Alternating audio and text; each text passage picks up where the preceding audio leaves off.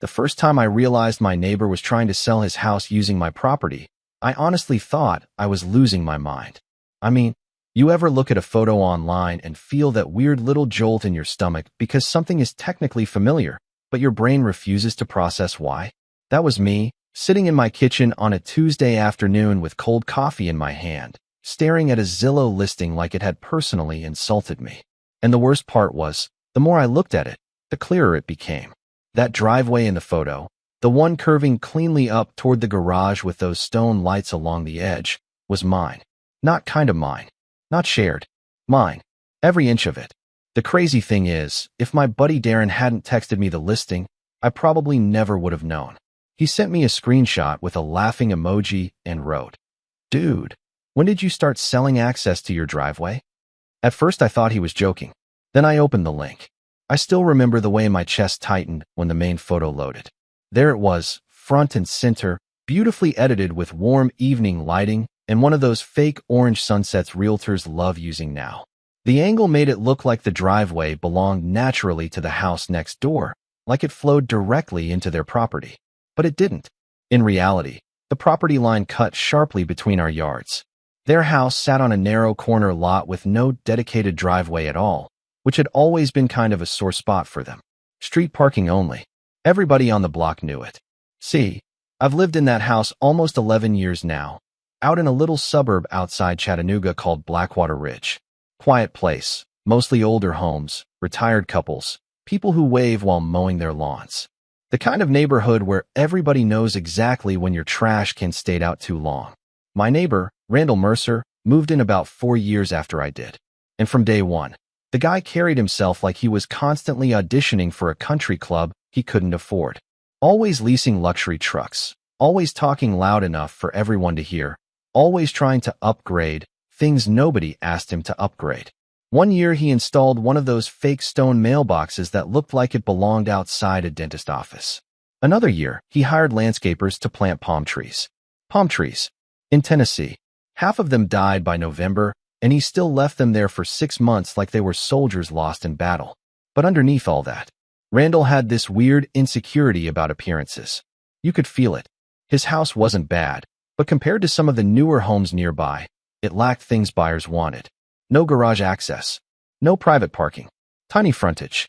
And whether he admitted it or not, my driveway sitting next to his property made his house look better by association. We'd had small tensions before. Nothing explosive. Just those little passive-aggressive neighborhood things that slowly pile up over time. A few years back he asked if his nephew could park on my driveway, just for a graduation party weekend. Weekend turned into nearly 2 weeks. Another time he had contractors doing roofing work and they blocked half my driveway with equipment without asking. When I brought it up, Randall smiled and said, "Come on, man, neighbors help neighbors." Funny how that sentence only seems to work one direction. Still, I never imagined he'd try to use my actual property to market his house. At first I tried giving him the benefit of the doubt. Maybe the realtor screwed up.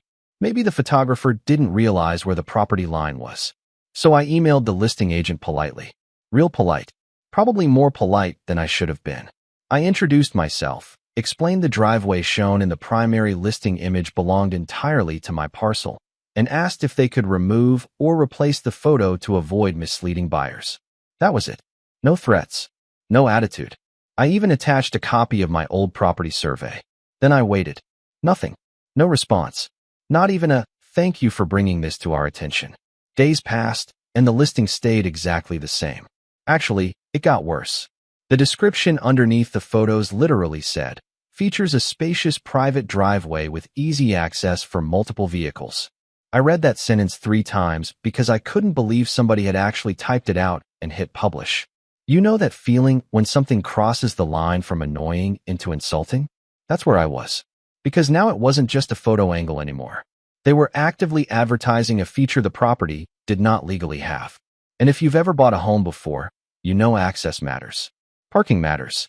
People pay real money for that stuff. Especially in older neighborhoods where space is tight. Suddenly, every showing started bothering me. I'd see cars parked outside and groups walking around with the realtor, pointing toward my driveway, while nodding like they were mentally placing their future SUV there already. One couple even walked halfway up my drive before I stepped outside and asked if I could help them. The woman smiled and said, "We're here for the Mercer showing." We were told this was shared access? Shared access. I actually laughed because it caught me so off guard. "No, ma'am," I said, probably sharper than I intended. "This driveway belongs to my house." Her husband looked confused, then glanced back toward the realtor standing near the porch pretending not to notice the conversation. That was the moment something shifted for me, because misunderstandings happen once, maybe twice. But by then, they knew. The realtor knew. Randall knew. And they kept doing it anyway. That night I dug out the original survey paperwork from a filing cabinet in my office. I spread everything across the dining room table like I was building a murder case. Parcel maps, closing documents, boundary measurements. Then I went online and checked county records myself just to be absolutely certain there wasn't some ancient easement buried somewhere. There wasn't. No shared access agreement. No right-of-way. Nothing. Legally speaking, my driveway had absolutely nothing to do with Randall's property, which meant every buyer walking through that open house was being sold a fantasy. And apparently, it was working. Because the next Friday morning, I walked outside to grab my mail and saw a red, under contract, sign hanging beneath the listing. I stood there in my driveway for a long time staring at it, while sprinklers clicked softly across somebody's lawn down the street. And honestly, I should have let it go. That's probably what most people would say. Not your problem. The buyers should do their homework. Why get involved? But here's the thing nobody tells you about living next to someone for years. Small resentments don't disappear. They stack. Quietly. One on top of another. And eventually, one little moment becomes the thing that suddenly carries the weight of every previous moment before it. Randall wasn't just using my driveway. He was betting on my silence. And the more I thought about that, the angrier I got. Then 3 days later, purely by accident, I learned when the closing was scheduled. I found out about the closing because of Marlene, which honestly feels fitting considering that woman functioned like the unofficial intelligence agency of Blackwater Ridge. Marlene lived 2 houses down, watered her flowers in full makeup every morning, and somehow knew everybody's business before they knew it themselves. You could sneeze inside your garage and Marlene would text somebody thoughts and prayers within the hour. I was out dragging my trash bin back from the curb when she called over from her porch. "So, are you happy the Mercer Circus is finally moving out?" I laughed and told her I'd believe it when the moving truck showed up. Then she said, "Well, they're signing everything Thursday morning over at Hamilton Title downtown, so I think this one's real." And right there, like a switch flipping inside my head, I knew exactly what I was going to do. The thing is, I didn't sleep much the next couple nights because part of me kept wondering if I was overreacting. I'd lay there staring at the ceiling thinking maybe I should just stay out of it. Maybe the buyers already knew. Maybe the realtor disclosed something verbally. Maybe I was about to become that neighbor, the bitter guy who crashes a closing because of a driveway dispute. But every time I tried talking myself out of it, I kept remembering that listing photo, the wording, the fake confidence of it all. And weirdly enough, what bothered me most wasn't even Randall. It was the idea that some young couple might drain their savings buying a house under assumptions that weren't true. Because buying a home changes your life financially. One misunderstanding can trap people for years. Thursday morning came gray and humid. One of those heavy Tennessee mornings where the air feels wet before sunrise. I put on jeans and a button-down shirt, grabbed my survey folder, and drove downtown feeling like I was headed into court. Halfway there, I almost turned around twice. My stomach was twisted up. Not because I was scared exactly. More, because confrontation drains me. Some people enjoy conflict. Randall definitely did. I'm not one of those people. I like peace. Routine. Quiet. But there's this strange thing that happens when you know you're right, and someone keeps pushing anyway. Eventually, avoiding conflict starts feeling worse than facing it. Hamilton Title sat inside this old brick office building near the courthouse square. All beige walls and fake plants and complimentary coffee nobody actually drinks. I walked in around 10:15 and immediately spotted Randall near the reception desk wearing this bright blue blazer that looked 2 sizes too tight. He saw me before I could say anything. And man, I wish you could have seen his face. His entire body stiffened like somebody had pulled a fire alarm inside him. "What are you doing here?" he asked, already defensive. Not surprised. Defensive. That told me everything. I smiled politely and held up the folder. Just here to clear up a property question before paperwork gets finalized. He stepped closer immediately and lowered his voice. This is not the time for whatever issue you think you have. Whatever issue? That almost made me laugh. Randall, I said, you listed my driveway as part of your property. It was a photo angle. No, I replied calmly. The description included vehicle access. His jaw tightened. You're seriously doing this right now? Here's the thing about people who manipulate situations for a long time. Eventually, they start believing anybody who challenges them is the unreasonable one. You could see it all over his face. In his mind, I was the problem because I refused to play along. Before I could answer, a woman from the office approached us with that customer service smile people use when they sense tension but don't yet know danger levels. Can I help you, gentlemen? Randall jumped in immediately. Nope, everything's fine, I said. Actually, I do need to speak with whoever's handling the Mercer closing regarding a potential title issue. That phrase changed the entire atmosphere instantly. Potential title issue. Those words in a title office land like someone yelling bomb in an airport. The receptionist's smile vanished. One moment, please, she said softly before disappearing through a side hallway. Randall turned toward me with pure venom in his eyes. You have got to be kidding me. Did you disclose the driveway situation to the buyers? I asked. He didn't answer, which was answer enough. About 2 minutes later, a closing officer named Denise invited us into a conference room. Inside sat the buyers, probably early 30s, nervous but excited in that exhausted home-buying kind of way. The husband wore a polo shirt with sweat stains under the arms. The wife clutched a coffee cup and had this hopeful expression that honestly made me feel bad for what was about to happen. Denise introduced everybody and asked what the concern was. Randall immediately tried taking control. This is just a misunderstanding with neighboring property lines, he said quickly. Nothing affecting the sale. I opened the folder without even looking at him. Actually, it directly affects the sale, I said. Then I slid the survey across the table toward Denise and the buyers. The driveway shown in the listing photos belongs entirely to my property parcel. There is no legal access agreement allowing this property to use it. Silence. Not dramatic movie silence either. Real silence. The uncomfortable kind where you suddenly hear air conditioning vents and paper shifting. The husband leaned forward first. Wait, what? I pointed toward the survey map. Their property line ends here.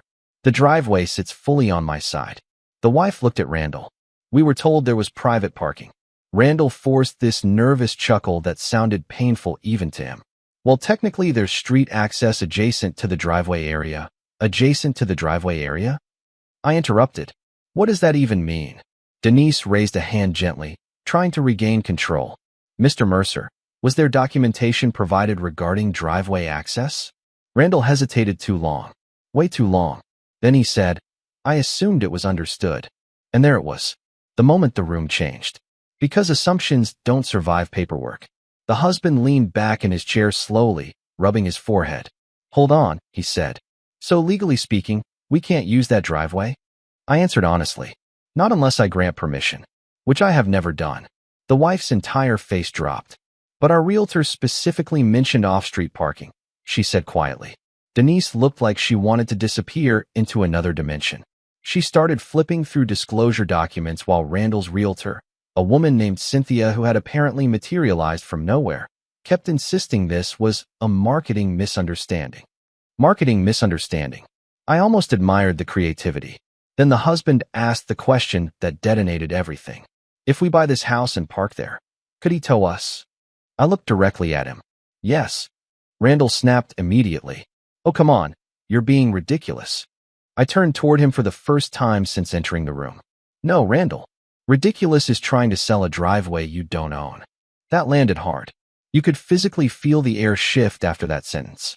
Cynthia jumped in again, talking fast now, explaining that visual representations in listings aren't always legally binding, which sounded impressive until Denise quietly replied, advertised property features absolutely matter if buyers relied upon them during the transaction.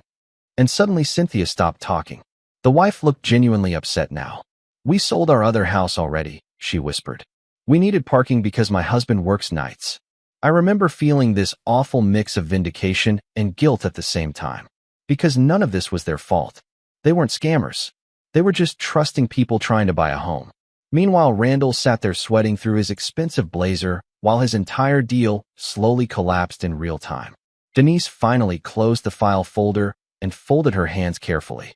At this point, she said, we need to pause closing until the access issue and listing representations can be fully reviewed.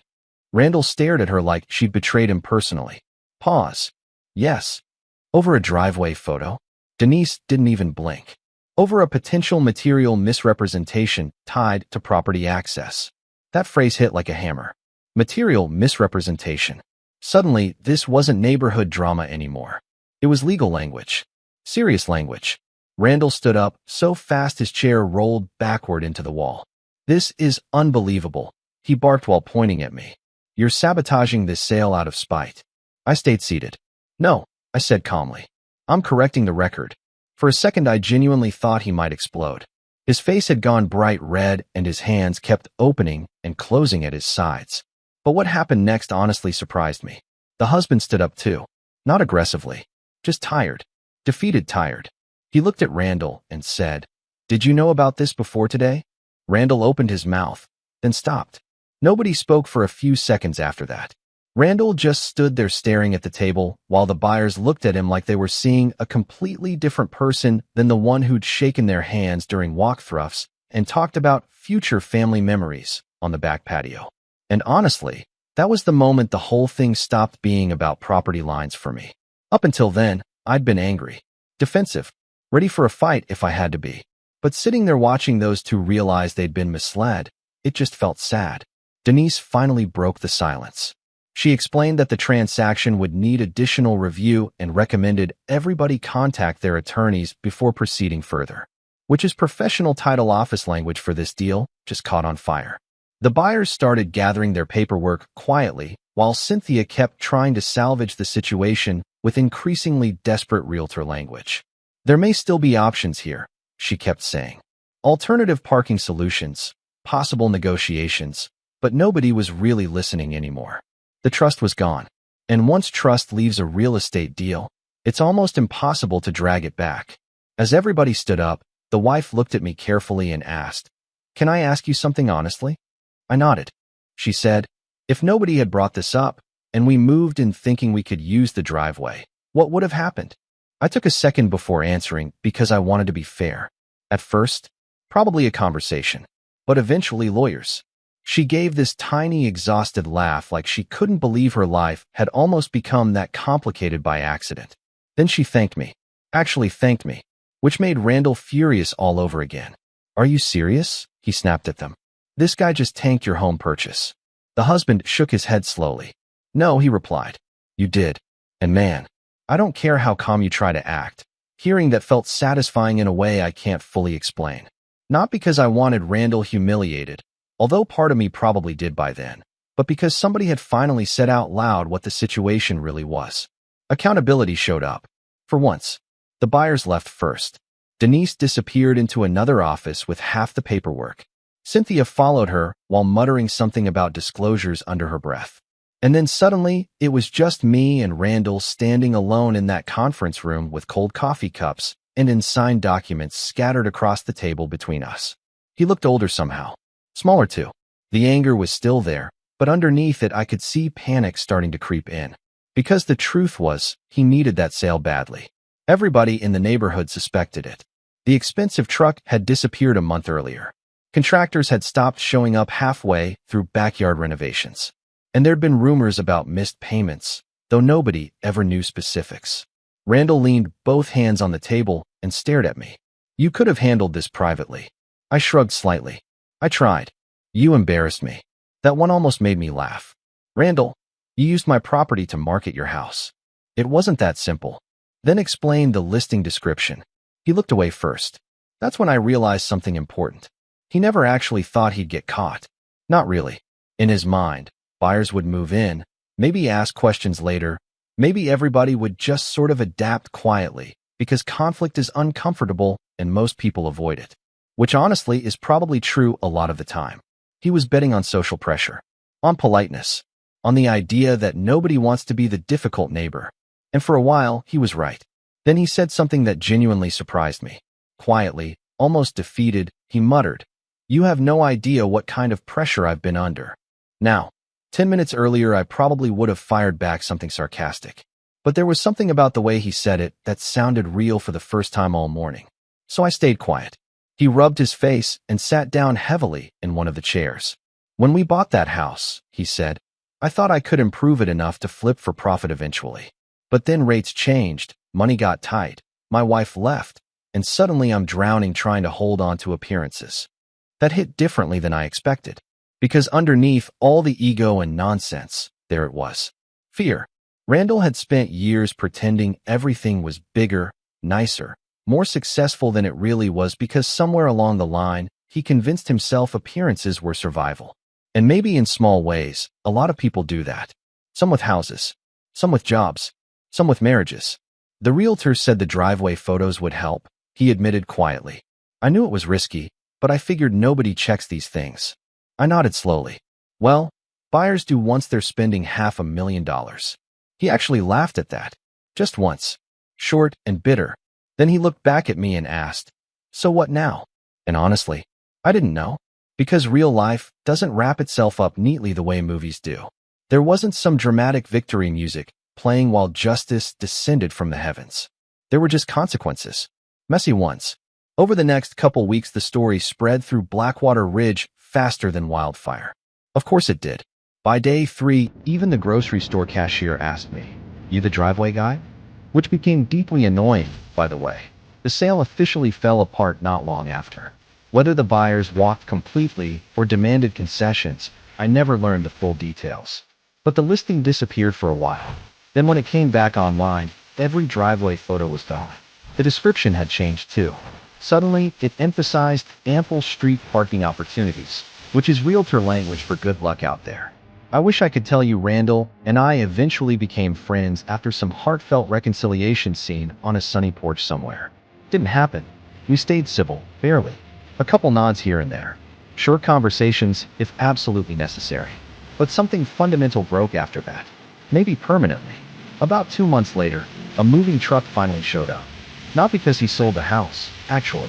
Turned out the bank situation was worse than people realized, and he ended up negotiating some kind of distressed sale with an investor. The house sat empty for nearly half a year after that. Funny enough, the new owners who eventually bought it came over during their first week with a bottle of bourbon and introduced themselves properly. First thing the husband said was, "Just so we're clear, your driveway is definitely your driveway." We both laughed harder than we probably should have. But every once in a while, usually late at night when everything's quiet and I'm sitting out back listening to crickets, I still think about that closing room. Not because of the argument. Not because I won. Honestly, nobody really wins in situations like that. I think about how fragile trust actually is. How easy it becomes for people to blur lines when they're desperate, embarrassed, or trying to protect an image they built around themselves. Randall didn't wake up one morning planning some elaborate real estate scam. It was smaller than that. More human. One compromised decision at a time until eventually he crossed a line he couldn't uncross. And maybe that's why the story stuck with me. Because the driveway was never really the point. The point was boundaries. Literal ones, sure.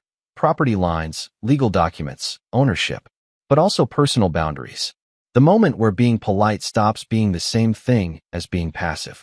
A lot of people avoid confrontation because they want peace. But sometimes avoiding conflict just gives dishonest people more room to operate. And weirdly enough, I think Randall understood that by the end too.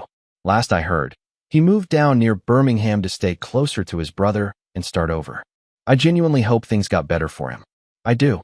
But I also hope he stopped trying so hard to look successful long enough to actually become stable.